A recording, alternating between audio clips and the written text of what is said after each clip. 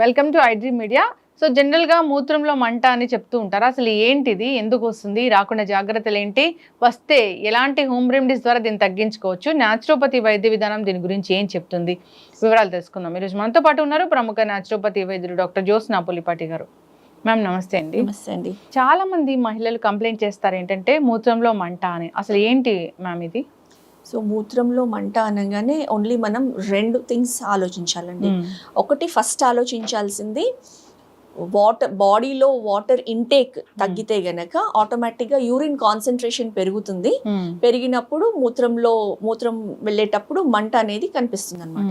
So దీనికి సింపుల్గా దాని మూలాన వచ్చింది అని తెలుసుకోవడం కోసం యూరిన్ ఎప్పుడైతే డార్క్ ఎల్లో కలర్ లో ఉంటుందో ఆటోమేటిక్ గా మనకు అర్థమైపోతుంది ఇది డీహైడ్రేషన్ తో వచ్చింది, బాడీకి వాటర్ సప్లై అనేది చేయాలని. సో దానికి solution minimum 3 litres of water తీసుకుంటే గనక ఈ ఆటోమేటిక్ గా క్లియర్ యూరిన్ అనేది వచ్చేస్తుంది, మంట అనేది తగ్గుతుందండి.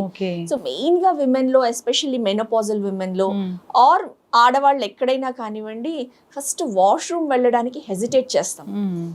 సపోజ్ వర్కింగ్ ఉమెన్ ఉన్నాము, లేదా ఆడపిల్లలు స్కూల్స్కి వెళ్తారు, కాలేజెస్కి వెళ్తారు, వర్క్ ప్లేస్లో కానివ్వండి వాష్రూమ్స్ క్లీన్గా లేవనో లేకపోతే యూజ్ చేయడం ఇష్టం లేకనో వాటర్ తాగడం అనేది తగ్గించేస్తారు. సో పొద్దున వెళ్ళేటప్పుడు టిఫిన్ తినకో హడావిడిగా వెళ్ళేటప్పుడు తాగే ఒక ½ గ్లాస్ వాటర్, 1 గ్లాస్ వాటర్ తాగి మళ్ళీ ఇంటికి వచ్చిన తర్వాత తాగే నీళ్లు మాత్రమే ఎంతో మంది కంప్లైంట్ చేశారండి. నా దగ్గర వచ్చిన క్లయింట్స్ అందరూ చెప్పేది ఫస్ట్ ఇదే. ఎందుకంటే వాష్రూమ్కి వెళ్ళడం ఇష్టం లేదు కాబట్టి వాటర్ తాగరు. మ్యామ్ జనరల్ గా చెప్తారు ఏంటంటే పబ్లిక్ టాయిలెట్స్ యూస్ చేస్తే కూడా యూరిన్ ఇన్ఫెక్షన్ వస్తుంది, అది నిజమేనా? అంటే టు సర్టన్ ఎక్స్టెంట్ అది నిజమే అండి. పబ్లిక్ టాయిలెట్స్ హైజీనిక్ గా లేవనుకోండి, సో ఇన్ఫెక్షన్ వచ్చే అవకాశం ఉంటుంది. ఎస్పెషల్లీ అందుకే ఈ మధ్య కాలంలో వెస్టర్న్ టాయిలెట్స్ ఎక్కువ ఉంటూ ఉన్నాయి. సో వెస్టర్న్ టాయిలెట్స్ యూస్ చేసినప్పుడు ఆటోమేటిక్ గా హైజీన్ అనేది తక్కువ ఉంటుంది. బికాస్ సీట్ అనేది ఒకళ్ళ తర్వాత ఒకళ్ళు అదే సేమ్ టైంలో యూస్ చేస్తూ ఉంటారు.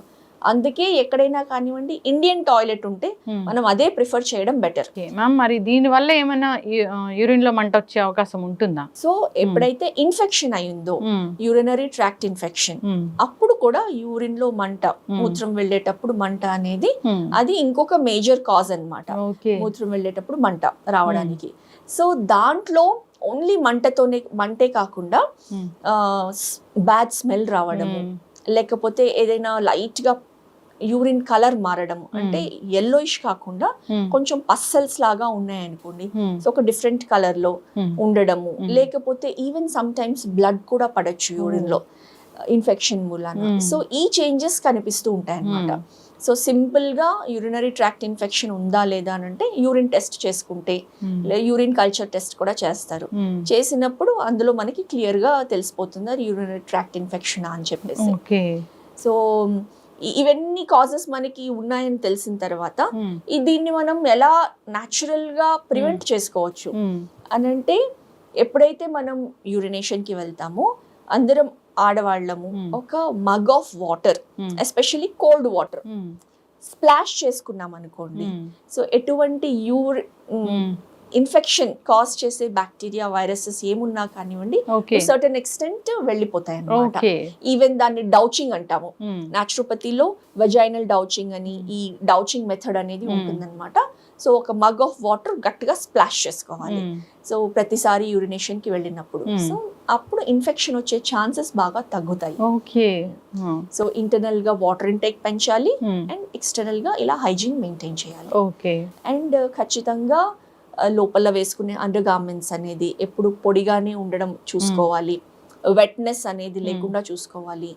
పీరియడ్స్ టైంలో ఎస్పెషల్లీ ఆడవాళ్ళకి ఈ వెట్నెస్ అనేది ఎక్కువ అవుతుంది. వర్క్ ప్లేస్కి వెళ్ళి చాలా గంటల తరబడి ప్యాడ్స్ మార్చుకోవడానికి ఇబ్బంది పడే వాళ్ళు ఉంటారు. సో దానివల్ల ప్రొలాంగ్డ్ అవర్స్గా పెట్టుకోకుండా ఫ్రీక్వెంట్గా మార్చుకుంటూ హైజీన్ అనేది మెయింటైన్ చేస్తే ఈ యూరినరీ ట్రాక్ట్ ఇన్ఫెక్షన్ కూడా చాలా కంట్రోల్ అవుతుంది. ఖచ్చితంగా మ్యామ్, చాలా చక్కగా చెప్పారు. సో వాటర్ ఇంటేక్ అనేది ఖచ్చితంగా పెంచాల్సిందే. సో చాలామంది 1 గ్లాస్ 2 గ్లాస్ ఇలా తీసుకుంటూ ఉంటారు, వాళ్ళకి తెలిసిపోతూ ఉంటుంది, అయినా కానీ దాన్నే కంటిన్యూ చేస్తూ ఉంటారు. సో అంతేకాదు యూరిన్ ఎక్కువసేపు వెళ్లకుండా ఆపేయడం అనేది అది Hold చేస్తారు, అవునండి. హోల్డ్ చేయడం అనేది అసలు పెద్ద మిస్టేక్. సో వాట్ ఎవర్ ఆ వాష్రూమ్ వల్ల వచ్చే ఇన్ఫెక్షన్ కన్నా మనం దీన్ని కొని తెచ్చుకున్నట్లుగా అవుతుంది. కరెక్ట్ అండి. మీరైతే నాచురోపతిలో చాలా చక్కటి అది హోమ్ రెమెడీనే చెప్పారు. సో ఆ విధంగా ట్రై చేయాలని కోరుకున్నాము. మీరు అన్నట్లు హోల్డ్ చేసుకున్నప్పుడు Hmm. Even renal stones form అయ్యే అవకాశం ఉంటుంది. Yes. ఎందుకంటే యూరిన్ కాన్సన్ట్రేషన్ పెరుగుతుంది. Hmm. సో అది ప్రొలాంగ్డ్ టైంలో ఉంటే గనక స్టోన్స్ అనేది ఫామ్ అవుతుంది. ఎస్, యూరిన్ లో మంట వస్తుంది అన్నప్పుడు ఎలాంటి హోమ్ రెమెడీస్ ఉంటాయి? సో ఏమైనా లిక్విడ్స్ అలాంటివి తీసుకోవాల్సి ఉంటుందా? కరెక్ట్ అండి.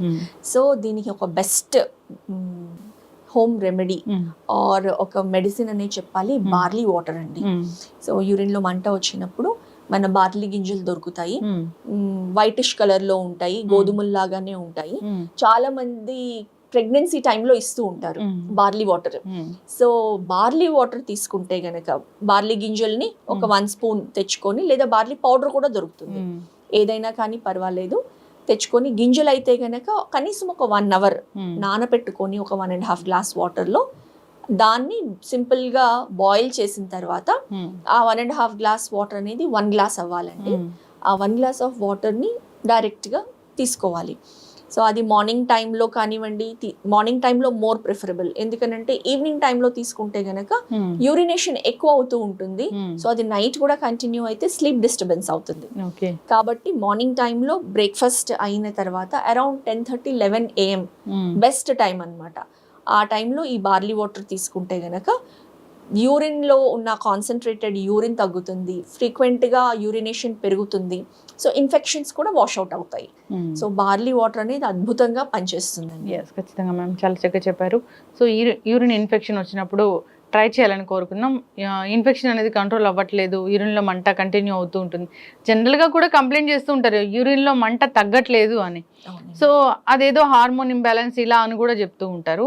సో వాట్ ఎవర్ ఏదొచ్చినా కానీ హోమ్ రెమెడీస్ పాటించాలి. లేదా తగ్గట్లేదు అన్నప్పుడు ఒక న్యాచురోపతి డాక్టర్నో లేదా నార్మల్ గైనకాలజిస్ట్ ఇలా కలిస్తే సరిపోతుంది.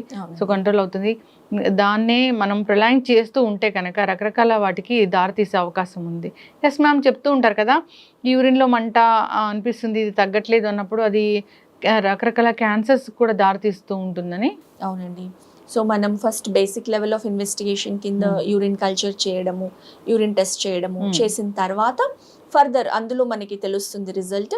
ఫర్దర్గా అవసరం అయితే కనుక అది యూరినరీ సిస్టమ్ నుంచే వచ్చిందా, లేకపోతే పక్కన ఉన్న సిస్టమ్స్లో ద్వారా కూడా దీనికి వచ్చిందా అన్నది మనము ఫర్దర్ ఇన్వెస్టిగేషన్స్ చేస్తే తెలుస్తుందండి. ఖచ్చితంగా మ్యామ్, చాలా చక్కగా చెప్పారు మ్యామ్. జాగ్రత్తలు తీసుకోవాలని కోరుకున్నాం. దీన్ని అంటే దీన్ని నార్మల్గా ఏదో నార్మల్ సిమ్టమే కదా, నార్మల్గా ఇది మనం కంటిన్యూ చేయొచ్చు కదా అన్నట్లు దీన్ని వాయిదా వేయకూడదని కోరుకుందాం. చక్కటి ఇన్ఫర్మేషన్ అండి, ధన్యవాదాలు. నమస్తే అండి.